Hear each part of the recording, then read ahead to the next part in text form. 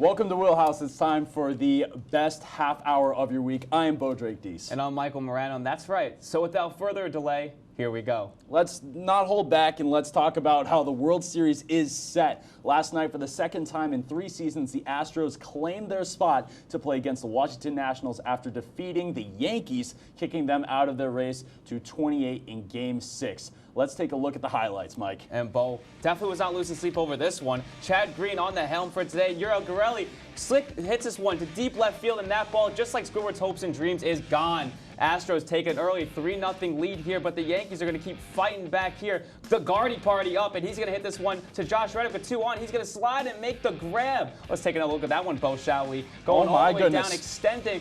Gets a little ball there and saves some couple runs there for the Astros there. Big play, but they won't be done yet as Aaron Hicks hits this one to left field. Michael Brantley coming in. Is he going to make the play or not? Slides, and he makes the grab. Okay, and the play's done there. Cannon! He catches Judge off guard, and the double play here in the Astros making some plays here, but we're not done yet. Astros stop with these gem plays. This is absolutely unfair. Gary Sanchez and the Stros are hyped. They want to be in the World Series, but not without another roadblock.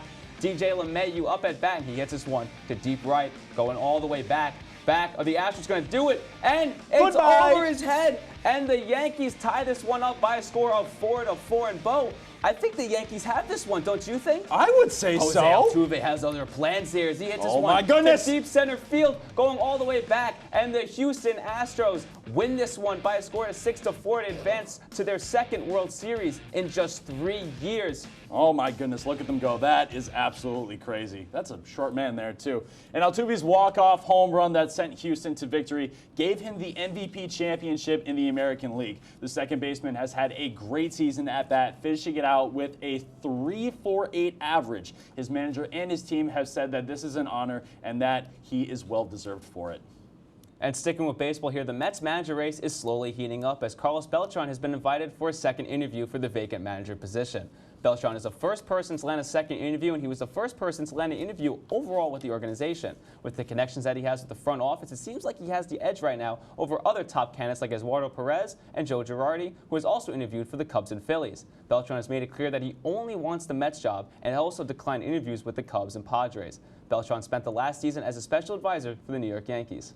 While the Mets may have not found a new manager, the Angels certainly have. This past Wednesday, the Los Angeles inked the veteran manager Joe Maddon to a 3-year deal. Maddon will come into this new role with a career managerial record of 1,252 wins, 1,068 losses, and somehow 1 tie. What? This won't be Maddon's first stint in Anaheim, as he spent the first 30 years of his coaching careers holding various jobs around the Angels organization.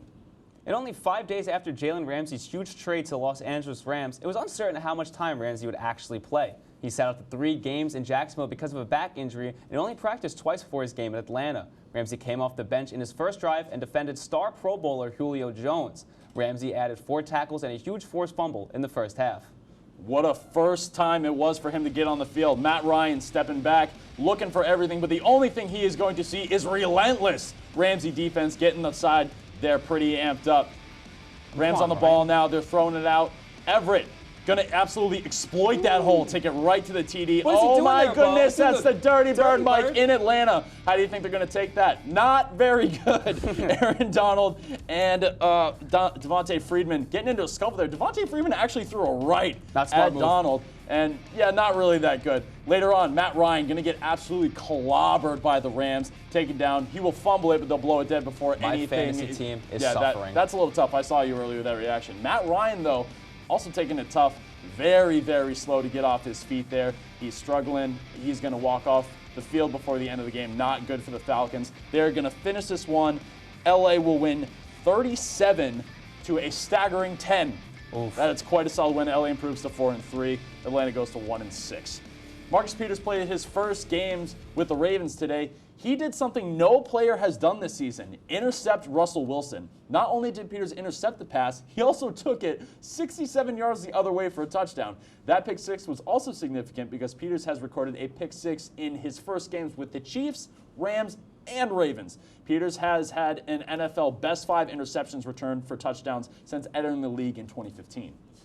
Tom Brady's on-field record is way better than his off-field record, apparently. He's been criticized about so many things he's done in his personal time: kissing his kids, allegedly deflating footballs, and now being accused of taking a shot at Robert Kraft. Brady has made an appearance on Paul Rudd's Netflix show, Living With Yourself, when he walked out of a massage parlor. Some have called this shot to Robert Kraft after being accused of soliciting a prostitute at a massage parlor. Brady responds to the speculation saying, quote, "Again, it's unfortunate that people would have to choose to think I would ever do something like that about Mr. Kraft. I think about a very bad assessment of a relationship with him. I would never do that." TB12 has said that he agreed to the scene 2 years before the incident occurred, but still agreed to film it after Kraft was accused. And now we're going to head over to some football action. Aaron, discount double check, taking on my Derek Carr and the Raiders. Aaron Rodgers here stepping up, trying to get the first touchdown of the game. He's going to find Adam Jones to get the first touchdown of the game. Packers lead 7-3 here. Picard not finished catching Darren Walker, newly signed Darren Walker. Is he going to make Mr. it? Bo, and he's not going to make it. But hey, Raiders got good field position here. It seems like they're going to get the touchdown.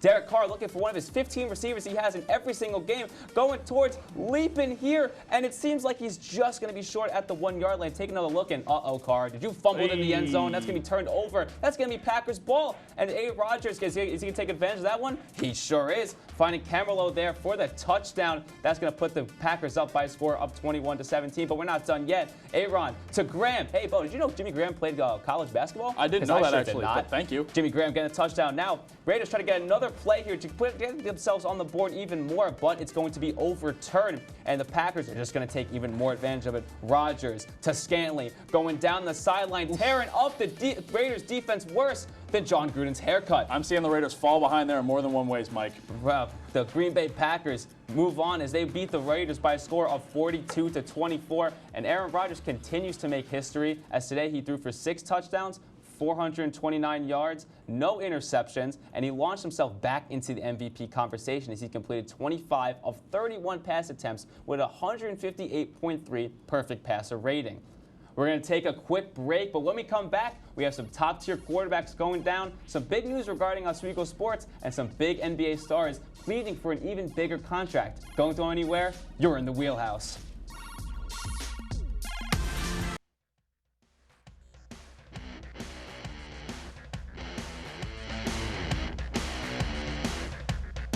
Welcome back to Wheelhouse. The Chiefs have been one of the top teams in the NFL, and with Super Bowl dreams still on their mind and alive. Now into Week 7 into the NFL season, they will face the biggest test they will encounter all season. A few days ago, the Chiefs star quarterback Patrick Mahomes suffered a severe knee injury in their last game against Denver. They were able to pop his knee back into place right away, but he still had to go and undergo an MRI on Friday. Mahomes had 50 touchdown passes last season, so Kansas City could only hope to see him on the field soon. However, a 4 to 6 week recovery is anticipated. Also, Alabama faced a similar situation when their star QB Tua Tagovailoa suffered a high ankle sprain in the second quarter against Tennessee. Tua had the same injury on the opposite leg last season and is unfortunately unexpected to miss about 3 weeks before he could play again. The college football season is in full swing, which means the Heisman race is upon us. Jalen Hurts, quarterback of Oklahoma, and Joe Burrow, quarterback of LSU, are neck and neck leading the top of the rankings. Closely behind is Jonathan Taylor, running back of Wisconsin, and Tua Tagovailoa, quarterback of Alabama.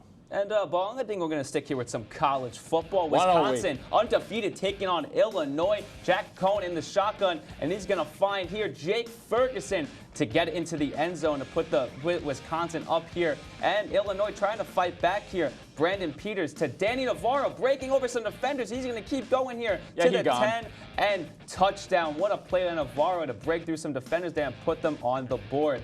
But Wisconsin not done yet. Jonathan Taylor with this one, breaking through a bunch of Illinois players, and he's going to get to the end zone to further their lead there by a score of 23-7.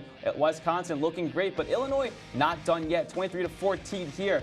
Brandon Peters into, what is this? Immator Bebby? Oh my goodness. Is that how you say it? Is that how that works? End zone.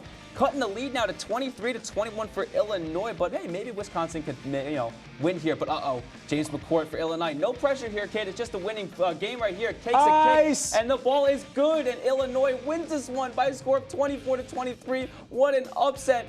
Illinois breaks the undefeated streak by Wisconsin here. Illinois, one of the worst teams in the Big Ten, but somehow they get through this one, and what an upset, Bo, that we just saw right here. Gotta love the ice.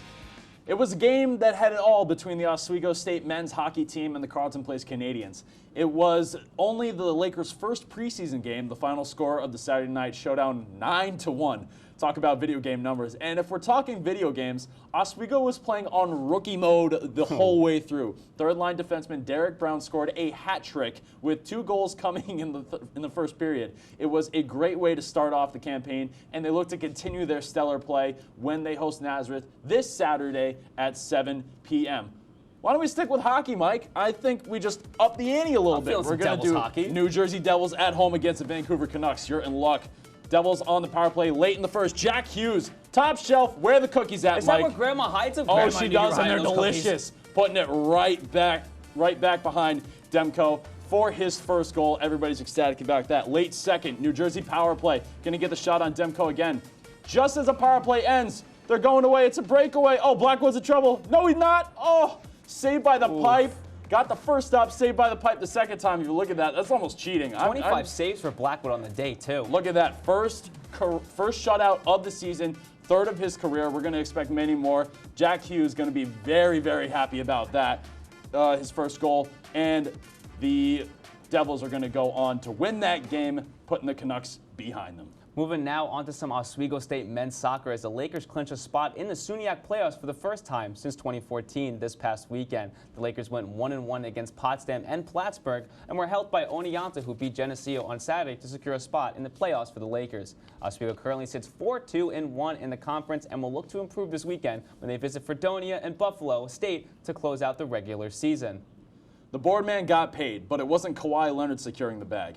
His former squad, the Toronto Raptors, locked up forward Pascal Siakam to a 4-year, $130 million extension, coming off a season where he averaged 17 points, 7 rebounds, and captured the Most Improved Player award. This extension solidifies him as Toronto's cornerstone of the future. After extending Kyle Lowry, the reigning champs maintain most of their core group. As the extension deadline inches closer, former lottery picks Buddy Hield and Jaylen Brown find themselves without new contracts. In Hield's case, he wanted an extension soon, voicing his concern about negotiations with the Kings in a recent interview. Both players are seeking max deals but have accomplished enough in their young careers to warrant this type of financial commitment. We'll find out in the next couple of days.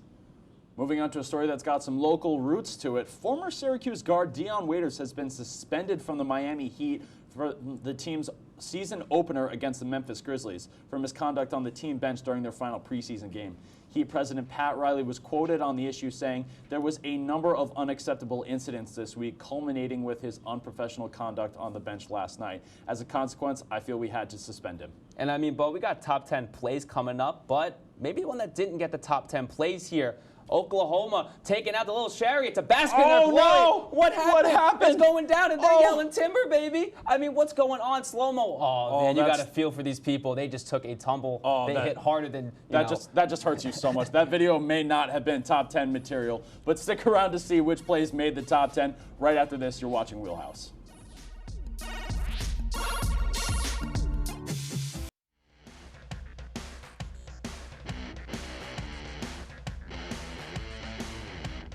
Welcome back to Wheelhaus, and obviously we've gone over some amazing plays this week, and we've got some even greater ones to look at coming up right here, Mike. And if we had a not top 10, I think the last video would have made it no problem. Yeah, I really do think so. Can I just say, I laughed over that one video for probably like 10, 15 seconds before I actually believed that it actually happened. We shouldn't have had it. Anyway, we're going to get right into the highlights here. We're going to go on to kicking it off at number 10. BYU, Brigham Young University, if you didn't know, playing Boise State. They're going to do a flea flicker all the way down to the end zone, walking to the catch. How about that one, Mike? Got a stiff arm right at the end just for some good measure. College football, Bo, I mean, come on. I want to look at some, NFL. Let's go here. All right, Cordell fine. Patterson here on the kick return. He's not going to need. Are you kidding me? He's going to kind of run up here through some Saints defenders, and he's going to keep going, breaking some defenders. He's got some in his rear view mirror, but he's not looking. He's going to keep on chugging. Mike, is this a Madden angle? And chugging. Mama, there goes that man, Cordell Patterson. Why don't we go ahead and look at number 8, because we are going to stay in the NFL. Jared Goff looking for Todd Gurley right in the end zone. That's the first quarter, Mike. They are kicking it off, the 2 Gs going right at it. And now we're going to stick here to some baseball. ALCS Game 6, Aaron Hicks, we discussed this before, we're going to keep saying it again. Brantley coming up, diving, he makes the catch. Judge, 6'8", you think he can go back to the bag, but he can't. Doubled off here. Astros win this one and go to the World Series. Wow, look at that one. That's nuts. And then we're going to go to number 6, Vikings at Lions. We are looking downfield. Oh my goodness, was it close enough? No one knows. The Lion says no. The Zebra said yes. And I certainly said yes. What a catch there by Adam Thielen here. We're going to go off now to number 5, Devils, Canucks. Hall's taking this one. Hall to Hughes. Hughes, welcome to the NHL, baby. He sits that one to the top right. Toy department. Devils win this one by a score of 1-0 against his former brother, and we could tell who's the more favorite Hughes. Oh, yes, definitely. Moving on to number 4. Did you say onside kick? Oh, on your side? No, on my side. On his side. We go up and get it. Buffalo is going to return that for an easy TD. Just go ahead and look around.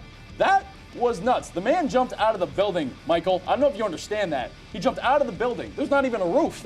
Let me take a quick replay. Oh, my goodness. He 360'd too. I mean, is this a video game we're talking about before? It's like he's in the dunk contest. We are in a Vince video Carter. game, Bo, and we're just living in the Bills world. I know. I'll tell you They're that just going much. ahead and doing what they want.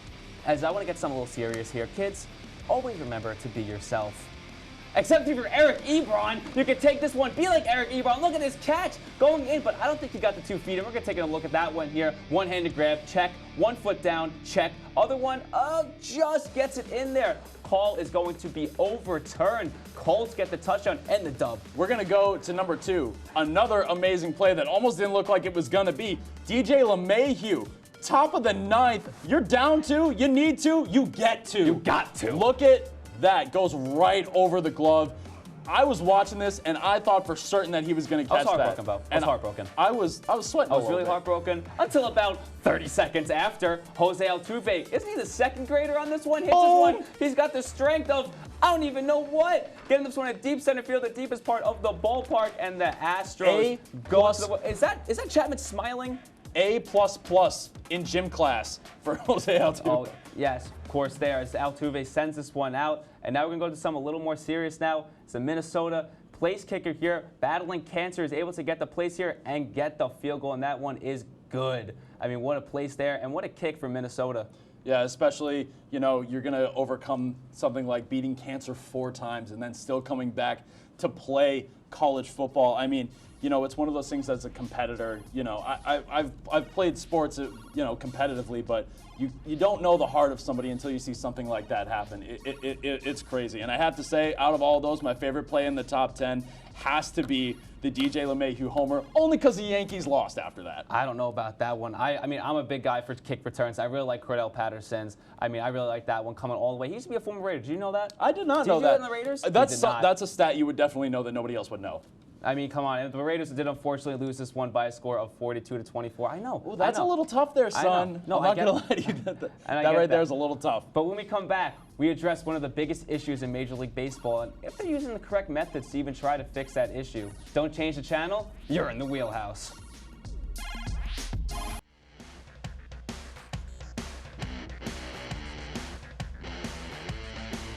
And welcome back, and thank you for turning to the Wheelhouse. Right now, we're going to bring forward our own thoughts on a Major League Baseball problem here, if they're following the correct methods to try and fix one of their more serious problems they have regarding minor league baseball. As we see here now, one of the biggest major league problems that they have is actually in their minor league system. As we saw before, not many minor league players are having enough of a big enough salary for each player to make a proper living. On average, a minor league baseball player would make around $11,000 a year, which is a struggle as a player who really needs to find a second job. This was a good example of this was the Twins pitcher Randy Dobnak being an Uber driver while in the minor leagues to make a few extra dollars. Yeah, I mean that's really tough to hear. It's really hard for some people to make their living that way. But a proposal put up by the MLB may fix that issues, but it could raise more worries about the after effects of a move like this. The idea is that they would cut 42 minor league teams across America. That will, on one hand, make it possible to significantly raise players' paychecks and most likely other staff on those teams, and potentially create a bigger following for those teams with less from crowds to choose from. They would have to kind of centralize and more follow like a major league team. But the downside is that it will put thousands of people out of work. And we're not just talking about players and coaches here, but stadium workers, ground crews, and even concessions. It's those little things that you don't really think about. So, Mike, do you think that this is going to have a more positive effect on minor league players, or will this be more of a negative thing? And Bo, I really have to I understand the problem of minor league players kind of developing this issue where they can't make enough money. I mean, you're playing for a professional league and you're making about $11,000 a year. Mm-hmm. You can't make that. I understand that Major League Baseball is trying to fix that issue, but is it the most ethical, most moral, is it really morally the best thing to do? I don't think so. I think with the MLB having this much money, I mean, they don't have a cap space. They can pay players whatever they want. Exactly. Mike Trout getting paid $450 million. $450, it's a minor league Imagine, paycheck. That's minor league paychecks. Just to put that in perspective there. So I think there is a different way that they could do this. I mean, with all the money that they have and all the money that they make, I mean, so many of these minor league teams kind of make a big impact. And I know your minor league team in your hometown has a big impact as well. Yeah, it really does. I mean, I have been going to the Keene Swamp Bats baseball games since I was a kid. And, when I come from a very small hometown in the middle of the woods, and there's nothing to do except play baseball and throw dirt at each other, okay?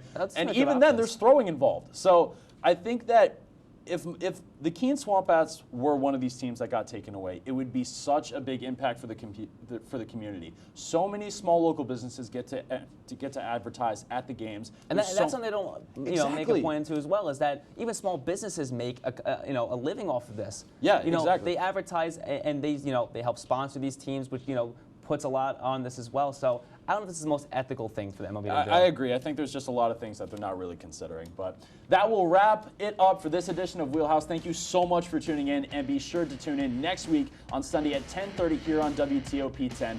From Michael Morano and Bowden Drake East, thank you for taking a trip inside the Wheelhaus. Have a good evening, everyone.